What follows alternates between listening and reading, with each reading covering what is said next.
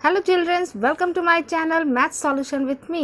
इस चैनल के थ्रू मैं आपसे सीबीएसई बोर्ड के क्लास 5 to 10 मैथ्स के सारे सॉल्यूशन प्रोवाइड करवाऊंगी विथ फुल एक्सप्लेनेशन। आज हम पढ़ेंगे decimal expansion of real number, जो कि रियल नंबर का ही एक पार्ट है और इसे हम इसलिए पढ़ रहे हैं सो दैट कि हम एक्सरसाइज 1.4 को अच्छे से समझ पाएँ।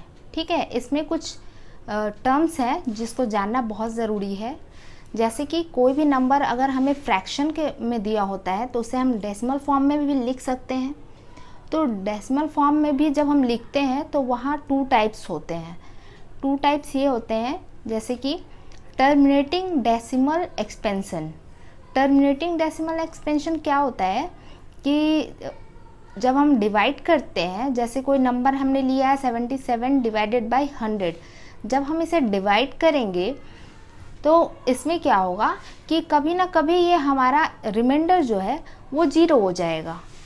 अब मैं आपको इसे सॉल्व करके दिखाती हूँ जिससे ये आपको इजीली समझ में आएगा।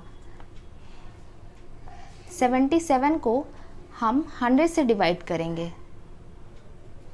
ठीक है, अब यहाँ पे 77 100 से छोटा है, इसलिए हम यहाँ पे एक पॉइंट डालेंगे और यहाँ पे 0 लिखेंगे। अब 100 से ये 7 टाइम में जाएगा, यहाँ पे हो जाएगा 700।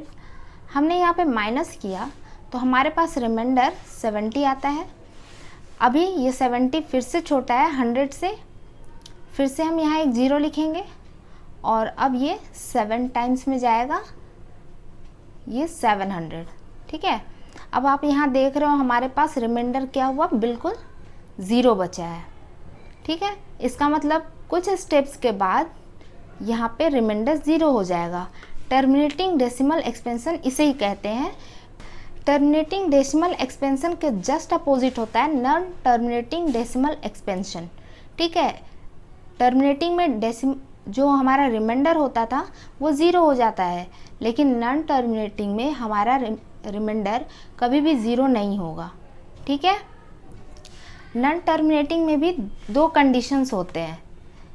फर्स्ट कंडीशन होता है नॉन टर्मिनेटिंग रीअकरिंग, मीन्स कि इसमें जो है हमारा रिमाइंडर रिपीट होने लगता है कुछ स्टेप्स के बाद।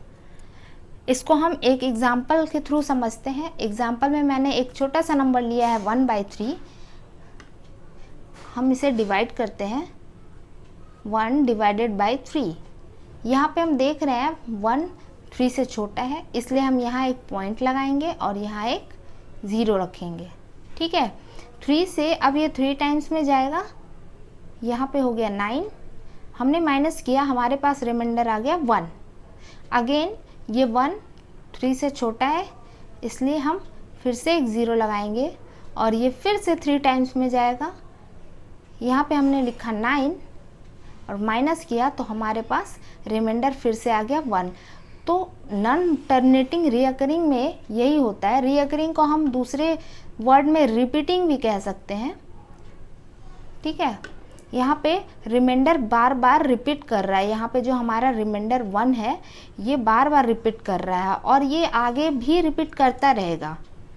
ठीक है, कभी ख़त्म नहीं होगा और रिपीट भी करता रहेगा। इसे ही हम कहते हैं नॉन टर्मिनेटिंग रीअकरिंग। ओके, और ये रैशनल नंबर्स में ही होता है। दूसरा टर्म कंडीशन जो है वो है नॉन टर्मिनेटिंग नॉन रीअकरिंग। इसमें क्या होता है, हमारा रिमाइंडर कभी भी 0 नहीं होगा और ना ही रिपीट करेगा। ठीक है, इसे एक एग्जांपल के थ्रू समझते हैं। एग्जांपल में मैंने एक छोटा सा नंबर लिया है 22 डिवाइडेड बाई 7, जो कि पाई का वैल्यू होता है। वैसे तो बहुत सारे एग्जांपल्स ले सकते हैं। यहाँ पे अब हम इसे डिवाइड करेंगे, अगर 22 डिवाइडेड बाई 7 3 टाइम्स में ये जाएगा, यहाँ हमने लिखा 21। ठीक है, अब यहाँ पे हमने माइनस किया तो हमारे पास रिमाइंडर आता है 1।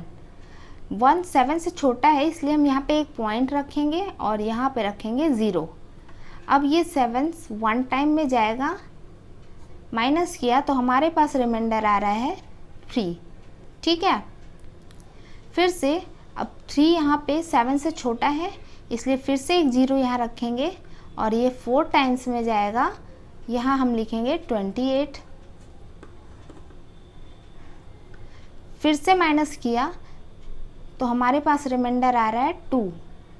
तो आप देख रहे हो ना, यहाँ पे रिमाइंडर पहले 1 आया था, फिर 3 आया, फिर 2 आया। तो ये जो हमारा रिमाइंडर है वो रिपीट नहीं कर रहा है, इसी को कहते हैं नॉन टर्मिनेटिंग, नॉन रीअकरिंग। ठीक है, आई होप आपको ये कॉन्सेप्ट क्लियर हो गया होगा। इसके यूज़ से हम एक्सरसाइज 1.4 को सॉल्व करेंगे। Thank you. तो आज के लिए इतना ही। सो फ्रेंड्स, अगर आपको ये वीडियो पसंद आया हो तो please like, share and subscribe. Keep watching. Bye bye.